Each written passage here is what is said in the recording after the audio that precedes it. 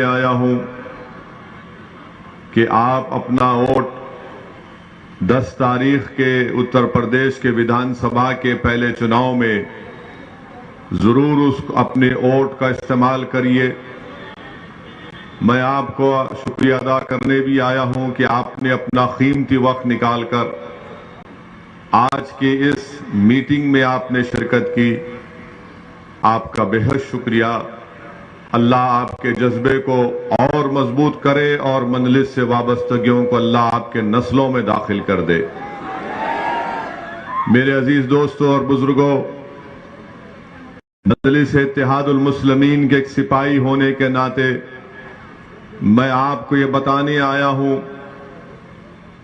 कि हम सियासत या राजनीति पिछले 70 साल से मजलिस इत्तेहादुल मुस्लिमीन अमली सियासत में हिस्सा ले रही है। हम सियासत या राजनीति हमारे लिए कोई तिजारत नहीं है, कोई दौलत कमाने का जरिया नहीं है। हमारे लिए सियासत में भारत की जमहूरियत में हिस्सा लेने का मकसद ये है कि हमको हमारा हक मिले, मजलूमों से इंसाफ हो, कमजोरों को ताकतवर बनाया जाए, गरीबों को उठाया जाए, मां और बहनों को आप उनका हक मिले। और जो भारत के संविधान में जो कमजोरों के ताल्लुक से बाबा साहेब अंबेडकर ने लिखा, वो तमाम चीजों को हासिल किया जाए। मजलिस में और दूसरी सियासी पार्टियों में फर्क यह है कि हम राजनीति गरीब और कमजोरों की हक की लड़ाई के लिए करते हैं, अपनी जाती अना के लिए या मकबूलियत के लिए या तिजारत के लिए नहीं करते। और आज मैं उत्तर प्रदेश में अगर आया हूं, अल्लाह मेरे दिल का हाल जानने वाला है। मैं अपनी मकबूलियत या अना की तस्कीन के लिए नहीं आया हूं, मैं यहां पर इसलिए आया हूं और इंशाअल्लाह रब्बे करीम मुझे जब तक जिंदा रखेगा मैं आता रहूंगा। मेरा आने का मकसद यह है कि आपको नेता बनाया जाए। मेरे आने का मकसद एक ही है कि आपको हिस्सेदारी की लड़ाई में आपको अपना हिस्सा मिले, आपके मसाइल का हल हो, आपको इज्जत और वो मुकाम, वो मान और सम्मान मिले जो दीगर लोगों को मिलता है। यही मजलिस इत्तेहादुल मुस्लिमीन का मंशा, मकसद और पैगाम है। यही हमारा ऑब्जेक्टिव है। मैं आपको यही बात बताने आया हूं। मेरे अजीज दोस्तों और बुजुर्गों, मजलिस के मुखालिफीन मजलिस को एक फिरका परस्त पार्टी कहते हैं। मैं उनसे पूछता हूं, बताओ कौन सी फिरका परस्ती की तुम बात कर रहे हो? आज सरजमीन दक्कन में मजलिस के 7 रुकन असेंबली है, 7 एमएलए विधानसभा में है, बिहार में 5 है, महाराष्ट्र में 2 हैं। बताओ वहां की कोई मिसाल दो, हैदराबाद की या सीमांचल की उस सरजमीन की जो भारत का सबसे पसमानदा इलाका है, या फिर मालेगांव और धूलिया जहां पर मजलिस के विधायक हैं। क्या इन हमारे विधायकों ने किसी मजहब के खिलाफ कोई बात की? क्या हमने नफरत को आम किया या मोहब्बत को आम करने की बात करते हैं? मेरे अजीज दोस्तों और बुजुर्गों, फिरका परस्ती का इल्जाम लगाने वाले ये भूल जाते हैं कि औरंगाबाद महाराष्ट्र में 21 साल से शिवसेना का एमपी जीत रहा था बीजेपी की ताईद से। ना कांग्रेस उसको हरा पा रही थी, ना राष्ट्रवादी कांग्रेस को उसको हरा पा रही थी, ना समाजवादी पार्टी उसको हरा पा रही थी। जब मजलिस का एक जियाला जिसका नाम इम्तियाज जलील है, जब उसने इलेक्शन लड़ा तो औरंगाबाद की जनता ने 21 साल के शिवसेना के एमपी को हरा कर उसको कामयाब किया। बताओ ये काम कांग्रेस क्यों नहीं कर सकी, समाजवादी राष्ट्रवादी क्यों नहीं कर सकी? फिर तीसरा इल्जाम लगाते हैं कि जहां पर मजलिस लड़ती है वहां पर बीजेपी जीत जाती है। मैं हमेशा इस बात को कहा हूं और आज भी कह रहा हूं, मैं उन समाजवादी पार्टी, कांग्रेस, बीएसपी या कोई भी हो, बीजेपी का भी हो, एक वक्त तय कर लो, किसी टीवी चैनल पर तुम चारों एक साथ बैठकर मुझसे बहस कर लो। 10 मिनट के अंदर मैं दलाइल देकर तुम्हारी जबानों को बंद कर दूंगा। तुमको बताऊंगा कि क्या सच है और क्या झूठ है। मगर इनका मसला यह है, क्योंकि असदुद्दीन ओवैसी हक की आवाज को उठाता है।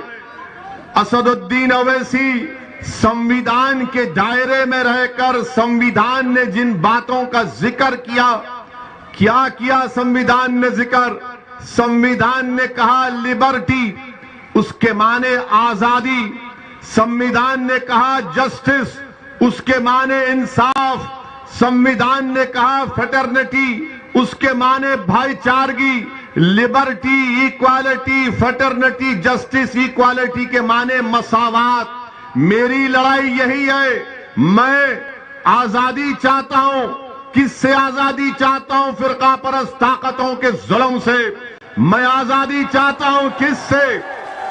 मैं आजादी चाहता हूं उन पार्टियों से जो आरएसएस का उम्मीदवार हसनपुर में उतारकर मुझसे कह रहे हैं कि तुम गुलामी इसकी करो।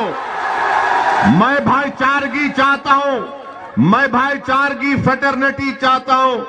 क्या चाहता हूं? इसीलिए हमने भागीदारी परिवर्तन मोर्चा को बनाया। मैं जब इंसाफ की, जस्टिस की बात करता हूं तो मेरा मानना यह है कि उत्तर प्रदेश के हर मैदान में मुझसे इंसाफ किया जाना चाहिए। शिक्षा में, ठेकेदारी में, पुलिस की भर्ती में ये इंसाफ की हम बात करते हैं। इक्वालिटी की जब बात, मसावात की बात जब हम करते हैं तो हमारा मानना यह है कि जब तुम्हारे मंच पर सब लोग बैठ सकते हैं तो फिर मैं क्यों तुम्हारे साथ नहीं खड़ा हो सकता? मसावात के माने, मसावात या बराबरी के माने ये नहीं है कि तुम दरी बिछाते रहो, गुलामी करते रहो और इनके सामने सर झुकाओ। यही बात इनको पसंद नहीं आती कि ओवैसी, इनको जो बात पसंद नहीं आती वो ये है कि ओवैसी हमारी हां में हां नहीं मिलाता। नहीं मिलाऊंगा, नहीं मिलाऊंगा। जो बीजेपी गलत काम करेगी तो उसके खिलाफ आवाज उठाऊंगा। अगर इस मुल्क को, जिसको हमारे उलमाए किराम ने अपने खून से आजाद किया, इस मुल्क को सन 57 की जंग आजादी में हमारे उलमाए किराम ने जिहाद का फतवा अंग्रेजों के खिलाफ दिया। अल्लामा फजल हक खैराबादी रहमतुल्लाह अलैह ने काला पानी की सजा को कबूल किया, फांसी के फंदे को मुस्कुराकर अपने गले में डाला, मगर अंग्रेजों के सामने अपनी गर्दन को नहीं झुकाया। रेशमी रुमाल की तहरीक चलाने वालों ने माल्टा की जेल में सालों गुजार दिए। हमने इस मुल्क को अपने खून से आजाद करवाया। ये मुल्क मेरा भी है, सबका मुल्क है। मगर आज अगर बीजेपी उस मुल्क के सेकुलर कैरेक्टर को बदलने की बात करती है तो असदुद्दीन ओवैसी मोदी की आंख में आंख डालकर बोलता रहा और बोलता रहेगा इंशाअल्लाह ताला। अगर कोई ये समझता है कि उत्तर प्रदेश के बीजेपी के मुख्यमंत्री के खिलाफ तकरीर करने से मेरी आवाज को दबा दिया जाएगा, तो याद रखो, जब तक जिंदा हूं सच बोलता रहूंगा, तुम्हारी ताकत मुझे दबा नहीं पाएगी। आज इल्जाम लगाती है कि मजलिस के लड़ने से बीजेपी जीत जाती है। बोलते हैं ना, सुना आपने, बहुत से मुनाफिकीन है बहुत से मुनाफिकीन है जो ये बात को करते रहती है। मैं उनसे कह रहा हूं, अगर तुम्हारे दिल में, तुम्हारी सोच में अगर राई बराबर, ज़मीर जिंदा है तो सुनो मेरी इस बात को। बताओ, 2014 के पार्लियामेंट के चुनाव हुए थे, क्या ओवैसी की पार्टी यहां से लड़ी थी? 75 लोकसभा की सीट पर बीजेपी कामयाब हो गई, मेरी वजह से जीती। समाजवादी पार्टी के 5 यादव परिवार के लोग कामयाब हो गए थे, याद है ना? 5 कामयाब हो गए। फिर 2017 का विधानसभा का चुनाव आया, हम लड़े इलेक्शन, मगर 400 विधानसभा की सीटें हैं, वहां पर कैसे बीजेपी जीत गई? समाजवादी कांग्रेस के साथ बसपा अपनी ताकत पर लड़ रही थी, मगर इल्जाम किस पे लगाते हैं? नहीं, ओवैसी आया था। 2019 का लोकसभा का चुनाव हुआ, हम नहीं थे, समाजवादी और बसपा मिलकर लड़े, बहन जी और ये मोहतरम मिलकर लड़े। और दिल्ली में एक तंजीम है, उसका नाम है सीएसडीएस। सीएसडीएस ने तमाम आदादो शुमार डेटा को जमा करके कहा कि 2019 के लोकसभा के चुनाव में 75% उत्तर प्रदेश के अल्पसंख्यक समाज के मुसलमानों ने सपा और बीएसपी को वोट दिया। 75%। तब भी 15 जीते। 15 में कौन जीते? पिताजी, बेटा आजम खान, शफीकुर रहमान बर्क साहब और डॉक्टर एसटी हसन। हम नहीं थे। हमारे क्या अजिन्नात जाकर इनको बोले कि बीजेपी को जिता दो? राहुल गांधी अमेठी हार गए, केरल चले गए, तो कांग्रेसी बोलते ने ओवैसी की वजह से। अब ऐसा हाल हो गया कि अगर हम रास्ते से गाड़ी से चले गए और किसी घर में सपा के या कांग्रेसी के घर में भैंस दूध देने वाली है, सुबह में दूध नहीं दी तो बोलेंगे ओवैसी गया था इसलिए दूध नहीं दे रही है। अब आप इनसे पूछिए कि ओवैसी की वजह से बीजेपी जीत रही है या तुम्हारी नाअहली की वजह से बीजेपी जीत रही है? ये नाअहल है, इन पर एतबार नहीं किया जा सकता। अच्छा, और एक मंजलिस की मुखालिफ एक बात करते, मुखालिफीन क्या कहते हैं? अब चुनाव आ गया, अब इनके तमाम ये अहले मुनाफिक फिरते हैं, हर जगह बैठकर जिस तरह शैतान कान में खुसखुस करता है ना, ये शुरू कर दिए अपना खुसखुस। क्या बोलेंगे? जिंदगी मौत का चुनाव है,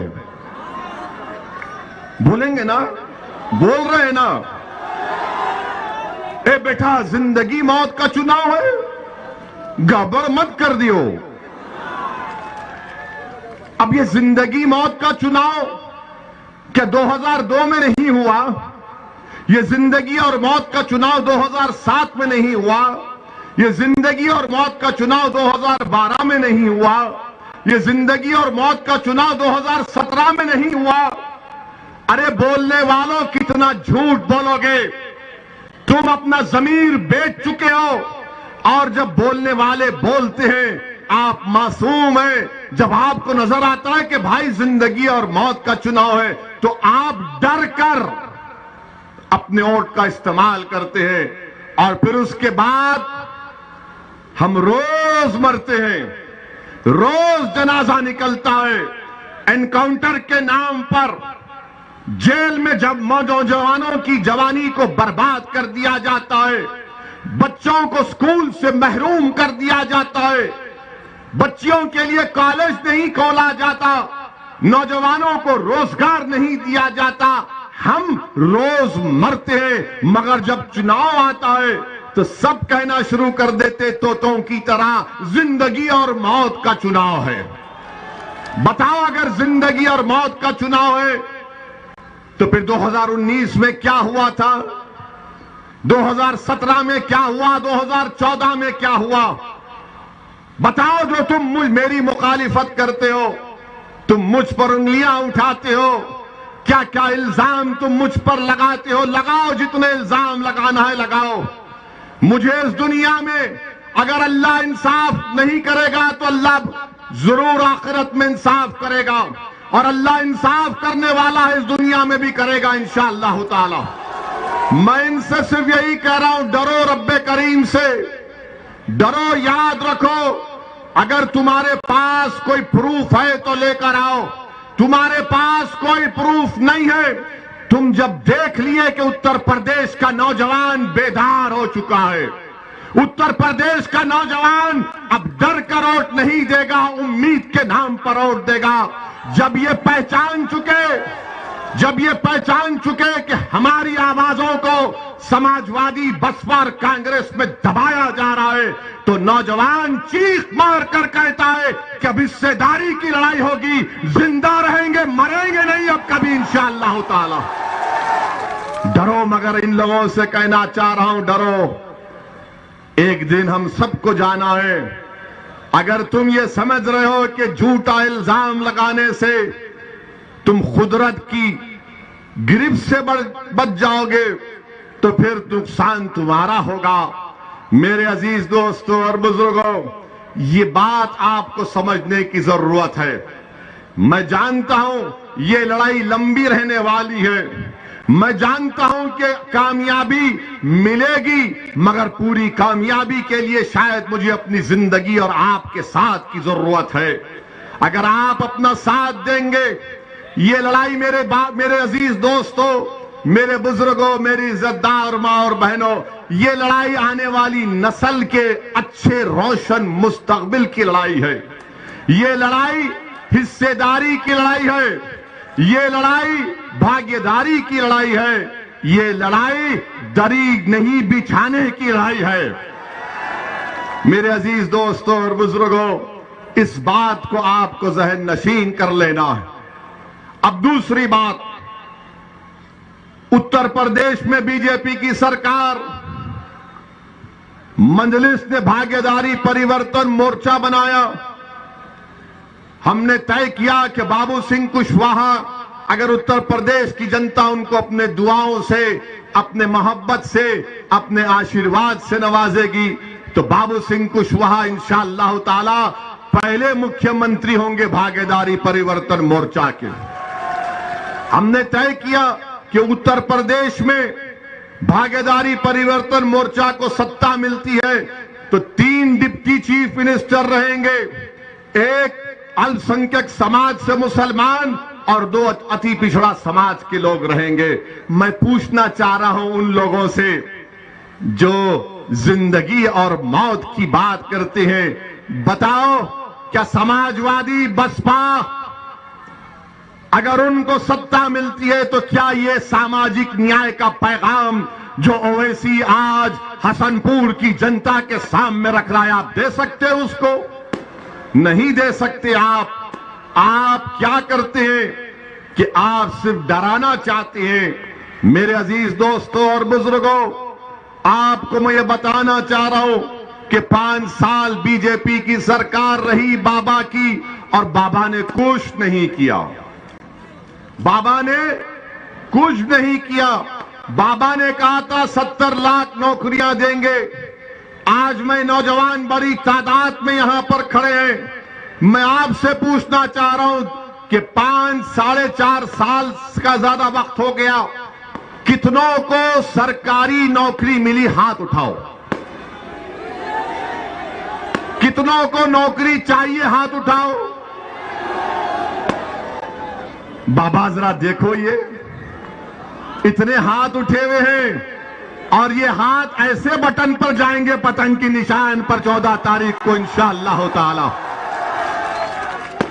आज उत्तर प्रदेश में बेरोजगारी 4% से ज्यादा हो गई। आज उत्तर प्रदेश में ग्रेजुएट नौजवान 50% से ज्यादा नौकरी की तलाश में। आज उत्तर प्रदेश में टेक्निकल एजुकेशन के ग्रेजुएट 45% रोजगार के तलाश में है। आज उत्तर प्रदेश में 60% से ज्यादा डिप्लोमा होल्डर्स नौकरी रोजगार के तलाश में है। बीजेपी के पास इसका कोई सवाल नहीं है, इसका कोई जवाब नहीं है। बीजेपी से अगर आप पूछेंगे बाबा से तो बाबा बोलेंगे, ए नौजवान तू हमको वोट दे, मुगलों को हराना है हमको। बीजेपी बोलेंगे हमको वोट दो, मुगलों को हराना है। सपा बसपा कहेंगे हमको वोट दो, बीजेपी को हराना है। और आप मासूम इन दोनों को देखते हैं, ये क्या हो रहा है? एक तरफ जिंदगी मौत, एक तरफ मुगलों को हराना, दूसरी तरफ ये कह रहे हैं कि बीजेपी को हराना है। मेरे अजीज दोस्तों और बुजुर्गों, आपको मैं ये पैगाम देने आया हूं कि आप हिस्सेदारी की लड़ाई के लिए अपने वोट का इस्तेमाल करिए। आप अपने इज्जत और मान सम्मान को हासिल करने के लिए अपने वोट का इस्तेमाल करिए। आप अपने हसनपुर में आपके पास कोई कॉलेज नहीं है, स्कूल नहीं है, अस्पताल नहीं है। यहां का बीजेपी का विधायक था, कुछ नहीं किया। उससे पहले समाजवादी के कोई जनाब थे, उन्होंने कुछ नहीं किया। आपको ये बताना चाह रहा हूं, आपको ये बताना चाह रहा हूं कि योगी आदित्यनाथ अपने भाषण में कहती है कि मैं मई जून में सर्दी पैदा कर दूंगा। मुख्यमंत्री है और कहते हैं कि मई जून में सर्दी पैदा कर देंगे। मुख्यमंत्री आपको तो मौसम वैज्ञानिक बन जाना चाहिए। मई जून में सर्दी पैदा करेंगे और मैं गर्मी निकाल दूंगा। मुख्यमंत्री जी, आप क्या पेंचिश के डॉक्टर हैं? इसबगोल खाने से तो सब निकल जाता है ना। बाबा का इसबगोल को बेच रहे हैं। हमारे पास हकीम साहब है, मैं गर्मी निकाल दूंगा, मैं सर्दी पैदा कर दूंगा। बाबा सुनो, हमारा बात, हमारी पैगाम सुनो। अब मजलिस ने जो गर्मी पैदा कर दी है उत्तर प्रदेश में नौजवानों में, ना तुम्हारी गर्मी इस गर्मी को कमी पैदा करेगी, ना तुम्हारी सर्दी इस गर्मी को कम करेगी। हमने जो गर्मी पैदा की है वो सच्चाई की बुनियाद पर, हकीकत की बुनियाद पर, गैरत की बुनियाद पर, इज्जत को हासिल करने के लिए, मुकाम को हासिल करने के लिए, हिस्सेदारी को हासिल करने के लिए हमने ये गर्मी पैदा की है। बाबा सुन लो, अगर हम मर भी गए, ये लोग हमारे पैगाम को लेकर सुबह कयामत तक चलते रहेंगे। अब इस गर्मी को कम होने मत दो। मैं मौसम की गर्मी की बात नहीं कर रहा हूं, तुम्हारे दिल में अब जो जज्बात पैदा हो चुके उसको बरकरार रखो। हम जिंदा रहे या ना रहे, तुमको ये काम करना है। ये हमारे हिस्सेदारी की लड़ाई है। गर्मी पैदा करेंगे, सर्दी पैदा करेंगे, ये क्या क्या बातें मुख्यमंत्री कर जाते हैं। अच्छा, जब कोविड के सेकेंड वेव में गंगा पर लाशें तीर रही थी तो बाबा ना गर्मी पैदा किए ना सर्दी पैदा किए। लोग परेशान फिर रहे थे ऑक्सीजन दवाओं के लिए, बाबा अपने घर में आराम से बैठे थे। और लोग पूछेंगे, वैसी तुमने क्या किया हैदराबाद में? हमने पहली वेव में हमारे पास, हमारे कंप्यूटर में पहली वेव में हमने 1900 लोगों को, अस्पताल में बेड नहीं मिल रहा था, हमने बेड दिलाया। जब दूसरी वेव आई तो हमने अपनी पार्टी से हैदराबाद में 900 ऑक्सीजन के सिलेंडर फ्री में आवाम के लिए रख दिए और हमने बर्तानिया से ऑक्सीजन कॉन्सेंट्रेटर 80-90 मंगाए, सब फ्री में, जिसको ना लेकर जाओ। मजलिस के अराकीन घर पर जाकर ये काम करते थे। क्या समाजवादी आपको नजर आई दूसरी कोविड वेव में? कमाल साहब भी नजर नहीं आए। इतने बाकमाल थे कि उनको हसनपुर से उठाकर वहां फेंक दिया गया। क्या कमाल है अखिलेश तुम्हारा। अब तुम्हारे कमाल को हम खत्म करने आए हैं इंशाअल्लाह ताला। इनके कमाल को, इंसान को नहीं, वरना ये हमारे भड़का भाषण बोल दिया वैसी। हम बड़े बाकमाल हैं। हम जानते हैं तुम्हारे जादू को अब तोड़ेंगे इंशाअल्लाह ताला। तो बाबा ने कुछ नहीं किया, बीजेपी ने कुछ नहीं किया और हमारे देश के प्रधानमंत्री तो क्या बोले। लद्दाख में, डेप्सांग में, डेमचाक में, हॉट स्प्रिंग में चीन बैठा हुआ है। क्या कभी आपने अपने प्रधानमंत्री की जबान से सुना हमारे भी हैं लफ्ज़े चीन नहीं बोलेंगे? पश्चिम यूपी में तकरीर भाषण देते मोदी जी, गन्ना कहते हैं, चीनी नहीं कहते, कहीं चीन ना निकल जाएगा। ये अजीब मामला है। कुछ नहीं बोलेंगे और कुछ बोलेंगे तो बोलेंगे भड़काऊ भाषण देता है। मेरे अजीज दोस्तों और बुजुर्गों, उत्तर प्रदेश में बीजेपी की सरकार उत्तर प्रदेश के जनता के विकास के लिए कुछ नहीं किया। नौजवानों को एम्प्लॉयमेंट, नौकरी, रोजगार देने के लिए कुछ नहीं किया। शिक्षा का इंतजाम नहीं किया। इंडस्ट्रीज खत्म होने के दहाने पर आ गए। एमएसपी नहीं मिलता गन्ने का, गन्ने की कीमतें नहीं बढ़ती हैं। हर जगह पर बीजेपी से लोग नाराज हैं। लोग नाराज हैं बीजेपी से। अब आपसे हम गुजारिश कर रहे हैं कि आज एक विकल्प के तौर पर भागीदारी परिवर्तन मोर्चा आपके दरमियान में है। बाबू सिंह कुशवाहा है, बिंड समाज के, कश्यप समाज के, अति पिछड़ा समाज के तमाम लोग हैं, जिसमें मंजलिस भी है। आप 14 तारीख के दिन बेखौफ होकर अपने वोट का इस्तेमाल करिए। अब तीसरी बात हमारी है कि लोग हमको कहते हैं कि भड़काऊ भाषण देता है। मैं आपको बता रहा हूं कि उत्तर प्रदेश में अल्पसंख्यक समाज का क्या मौकफ है। हमने माहिरीन एक्सपर्ट्स को बिठाकर रिपोर्ट निकाली। उस रिपोर्ट में यह बात सामने आई कि उत्तर प्रदेश में अल्पसंख्यक समाज मुसलमानों के सबसे ज्यादा ड्रॉप आउट रेट बच्चे और बच्चियों का इन लोगों का है।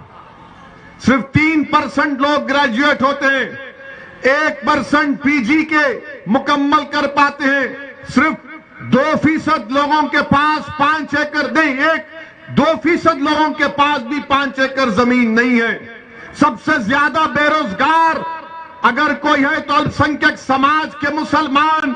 सबसे ज्यादा गरीबी, पावर्टी किसी में है तो अल्पसंख्यक समाज के मुसलमान। बताओ फिर तुमने कौन सा सामाजिक न्याय किया?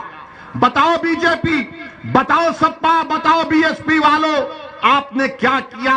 मगर जब चुनाव आ गया तो योगी कह रहे हैं कि गर्मी पैदा कर दूंगा, सर्दी निकाल दूंगा, और उधर से कोई कह रहा है जिंदगी और मौत का इलेक्शन है। क्या स्कूल नहीं मिलना, क्या स्कूल नहीं मिलना जिंदगी और मौत का नहीं है? क्या गरीब होना मौत की निशानी नहीं है? क्या बेरोजगार होना कमजोरी की निशानी नहीं है?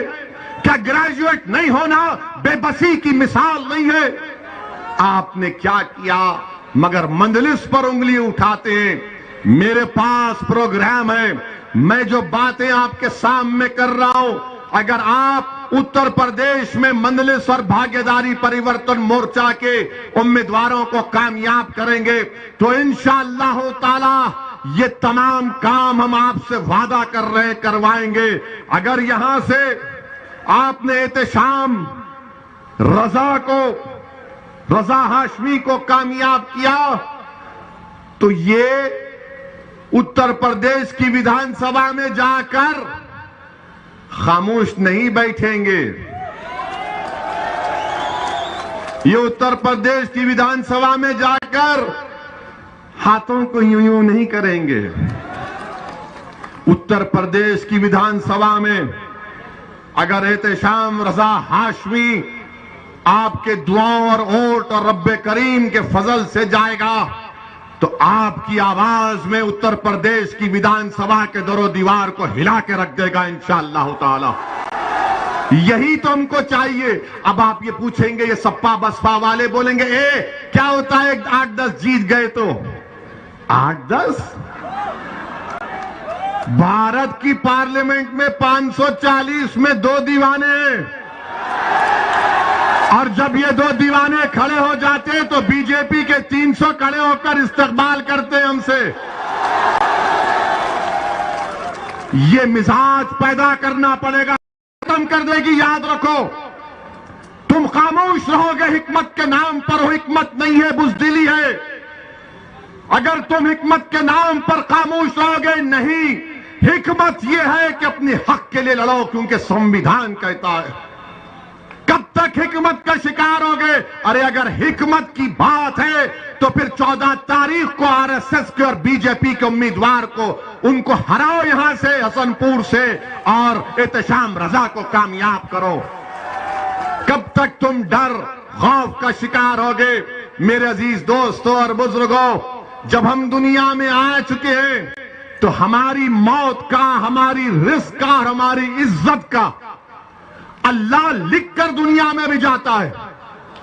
अब ये तुम पर है कि तुम इस इज्जत को, रिस्क को तुम कैसे हासिल करोगे। जब तक तुम जिद्दोजहद नहीं करोगे, जब तक तुम मेहनत नहीं करोगे, अगर तुम बोलेगे नहीं ओवैसी ने कह दिया ना तो मेरी झोली में आकर गिरेगी, नहीं, मेहनत करना पड़ेगा, जुस्तजू करना पड़ेगा, पसीना बहाना पड़ेगा, खून बहाना पड़ेगा, अपनी लड़ाई को जमहूरी तरीके से लड़ना पड़ेगा। और अगर कोई ये समझता है कि हमारी जिंदगियों को खत्म कर देंगे, मैं उनसे यही कहना चाहूंगा, प्यारे, हम जब दुनिया में आए तो हमारे एक अहलुल्लाह ने, एक वली अल्लाह ने मेरे कान में अज़ान दी,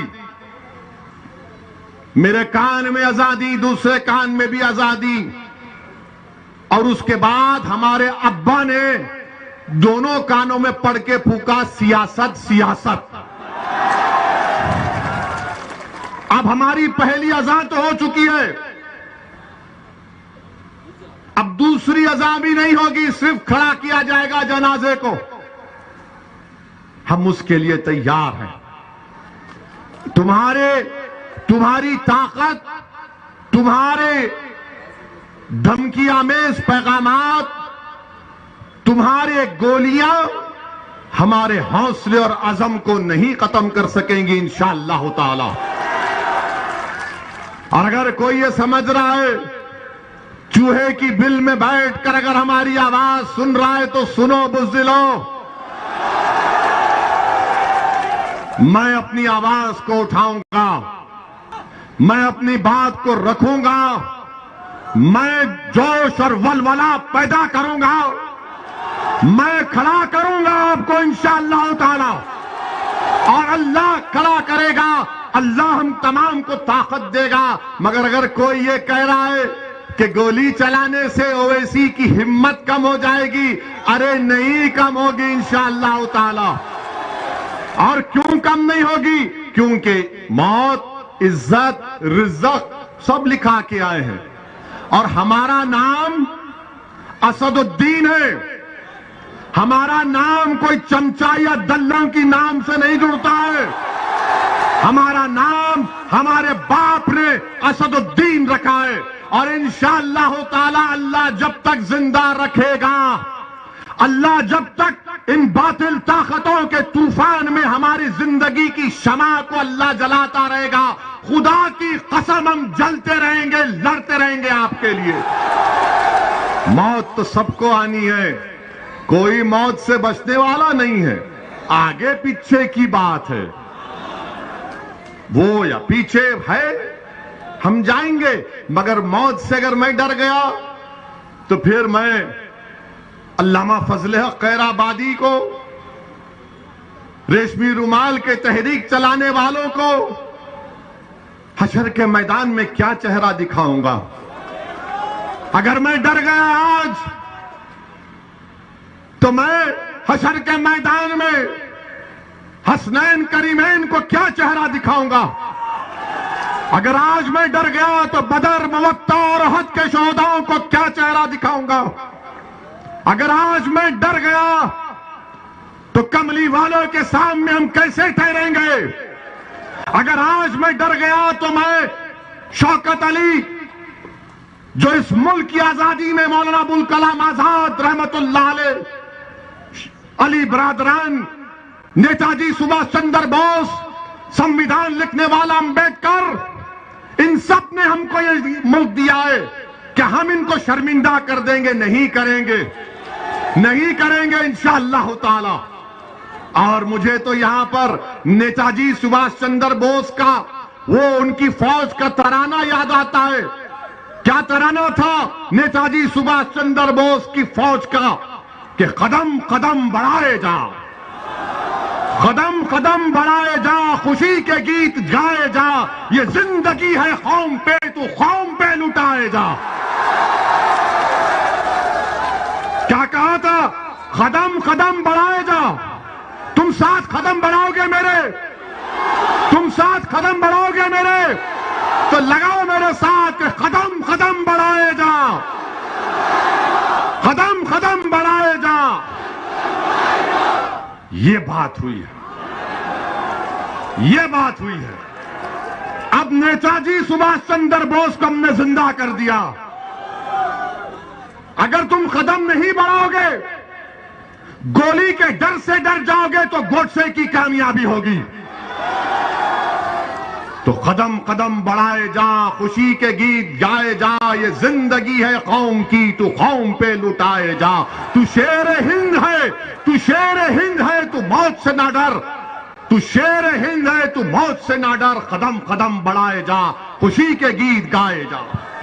तो मेरे अजीज दोस्तों और बुजुर्गों, इन बिचारों ने समझा कि 2 ठाए ठाए मारेंगे। ठाए ठाए मारो या कुछ करते कर लो। हमको पार्लियामेंट में हमने खड़े होकर परवरदिगार की जात पर तवक्कल करके हमने कहा कि हम जेड कैटेगरी नहीं लेंगे। आज भी हमको बताया गया कि देश के होम मिनिस्टर अमित शाह ने पार्लियामेंट में कहा कि हम ओवैसी जी से अपील करते हैं कि वो सुरक्षा ले लें। हम देश के होम मिनिस्टर से ये अपील करते हैं कि असदुद्दीन ओवैसी की जान की कीमत, वो जो उत्तर प्रदेश के CAA के प्रोटेस्ट में 22 लोग मारे गए, उनसे बढ़ के नहीं है। असदुद्दीन ओवैसी की जान की कीमत पीलू से बढ़कर नहीं है, रगबर से बढ़कर नहीं है, अखलाक से बढ़कर नहीं है, ना वो बदायूं का बच्चा जो अब तक अपनी मां जिसके लिए रो रही है उसकी जिंदगी से बढ़कर है। अगर आप सेफ रहेंगे, दलित, अति पिछड़ा, कमजोर सब लोग सुरक्षित रहेंगे तो ओवैसी सेफ रहेगा। आप मुझे सिक्योरिटी मत दो। सुनो, अरे तुम जिंदा रहोगे, तुम जिंदा ही रहोगे इंशाअल्लाह ताला। हमको सिक्योरिटी दे का फायदा नहीं है। मैं जब एमएलए बना 1994 में, 99 में चार मीनार की आवाम को लाखों सलाम, उन्होंने हमको विधायक बनाया। हम हर साल लिख कर देते हैं तेलंगाना की हुकूमत को कि हमको नहीं चाहिए। मैं पसंद नहीं करता कि लोग बंदूक लेकर मेरे साथ फिरे। मैं घुटन की जिंदगी नहीं गुजार सकता। मैं घुटन की जिंदगी नहीं गुजार सकता। मैं आजाद पंछी की तरह अपनी जिंदगी गुजारना चाहता हूं। और हुकूमत का काम यह है कि हुकूमत हमारी सिक्योरिटी से ज्यादा उन लोगों को सुरक्षा पहुंचाए जिनको गोश्त के नाम पर मार मार कर खत्म कर दिया जाता है। मुझे नहीं चाहिए।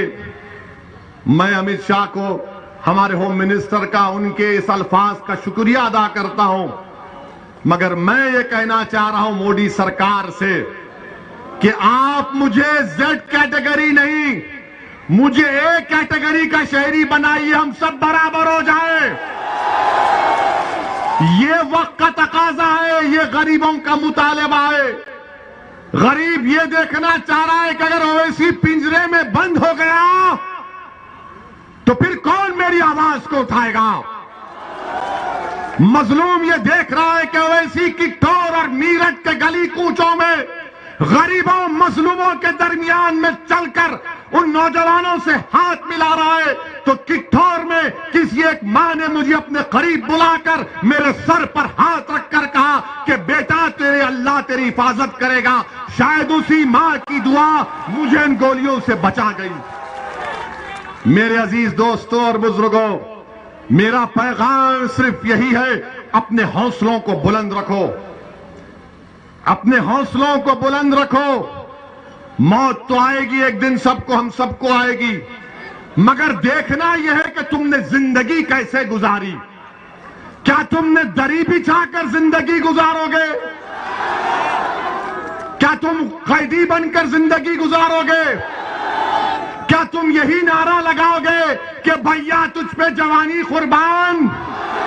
मैं तो ये नहीं कह रहा हूं कि मुझ पर कुर्बान हो जाओ, बल्कि मैं ये कह रहा हूं कि ओवैसी उत्तर प्रदेश जनता पर अपने आप को कुर्बान करने के लिए आया। आप पर कुर्बान हो जाऊंगा, लड़ता रहूंगा, मगर इन गोलियों से हम नहीं डरेंगे। मौत तो आएगी।